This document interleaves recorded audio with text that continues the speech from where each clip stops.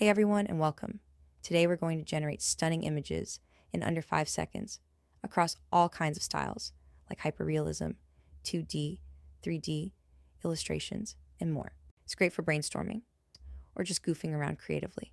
Think Midjourney or ChatGPT for images, but faster, cheaper, and with way more control.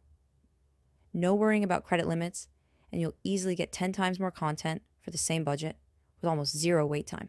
But we're not stopping at just generating images. I'll also show you how to inpaint. That's where you change just a part of the image while keeping the rest untouched. Super useful for making tweaks without starting over. I think I generated over 1,000 images in an hour for just 22 cents. You can definitely beat that if you try. In this video, we're setting it all up using RunPod, where you can rent a powerful cloud GPU for just a few cents. It's a little technical, but don't worry, I'll guide you step by step. There's also a written guide in the description so you can follow along or copy-paste commands. Head to runpod.io. Sign up or log in. Add some credits. Minimum is $10. Credits don't expire, and you pay based on actual usage. Now go to Pods, hit Deploy, choose Community Cloud. It's cheaper. Select Extreme Speed for faster upload, NVMe disk type for the GPU. I'm using an RTX 3090 for 22 cents an hour. It's powerful enough to generate an image in approximately 5 seconds or less. Under Choose Template, select this template, ComfyUI, pre-installed packs, PyTorch 2.6. Click Edit Template, add more volume disk space, just in case you upload multiple models. Always good to have room.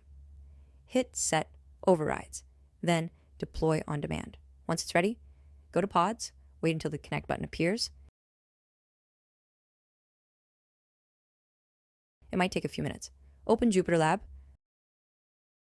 and HTTP service. That's your ComfyUI.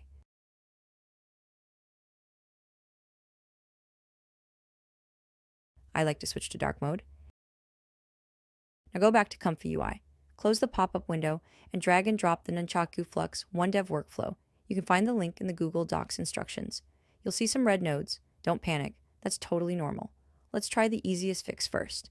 Open the manager, click Install Missing Custom Nodes, then click Install. These nodes are still pretty new, so this didn't work for me at the time of recording. But by the time you're watching, it might be fixed. Definitely worth a try. If it does work, just click Restart in the manager after the install and refresh your browser. And you can skip ahead to the Download Models section. Now, if it didn't work, or if you want to do it manually, go to Jupyter Lab, open New Terminal. In Jupyter Lab Terminal, check Python -- version and pip show torch. Note your versions. They're important to install the right file next and avoid hours of troubleshooting.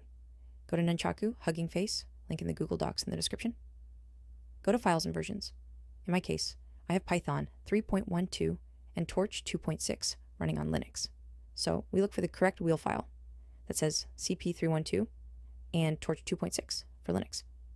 Make sure you're looking at the latest uploaded files. Right mouse click on the download icon, select copy link address, go back to Jupyter, type cd ComfyUI to get in the right directory, hit enter, type pip install, and paste the correct link. Don't forget to delete this part to make sure you download the correct file. Hit enter. Wait for the installation to finish. Go to Nunchaku GitHub page in the meantime and copy this link. Go back to Jupyter, cd custom nodes, git clone and paste the link. Hit enter. Great. Now go to ComfyUI, open manager, click on restart, wait to reload, and refresh your browser. Awesome. All nodes are now working. Select these two nodes. Hold Ctrl+B to bypass them. Go back to Jupyter. cd ... to go up in the directory. Copy the required models that you can find in the link or on Nunchaku GitHub page. Paste them in Jupyter. Wait for the installation to finish. In the meantime, open another terminal, cd ComfyUI, and paste the other two models provided in the Google Docs link. Wait for the installation to finish. You can check the installation in the folders here on the side. Great. Now go to ComfyUI.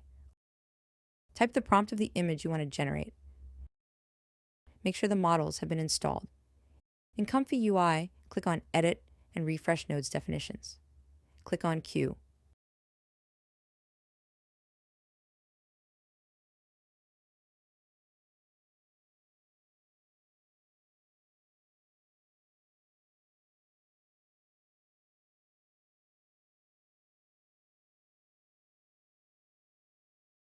Awesome, your first image in 5 seconds. You can find the images in the output folder in Jupyter, or you can just right-click, open image in a new tab, and save it. You can change the aspect ratio too. Just tweak the width and height here. Don't go too big or you might run out of memory, but you can always upscale later. Keep tweaking your prompt or the aspect ratio, hit the Q button, and have fun generating hundreds or thousands of images. These alien designs are for an upcoming AI short. Check out the YouTube short I recently posted using this workflow and let me know your favorite in the comments. Now let's say you have an image that you already like and you just want to change a small detail and have everything else unchanged.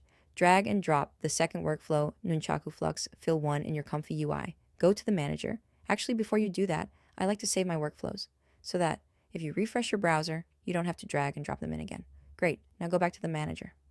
Install missing custom nodes.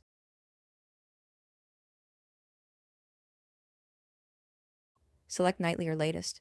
Wait for the installation to finish. Restart to apply changes. Confirm to refresh the browser.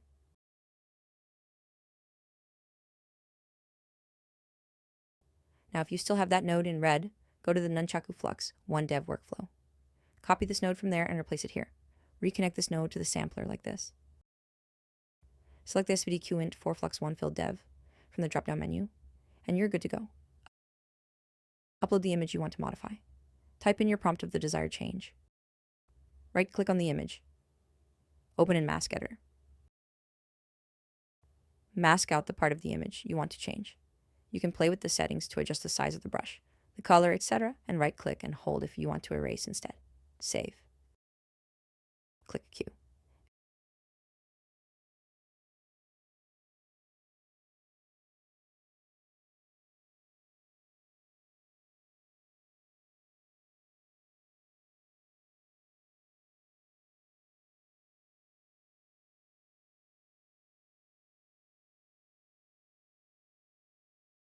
And voila, re-queue if you're not happy with the first result or simply want to see more variations.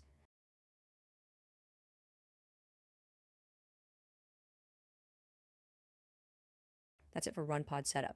Make sure to terminate your pod when you're done so you don't burn through credits. Thank you for watching, and I'll see you next time.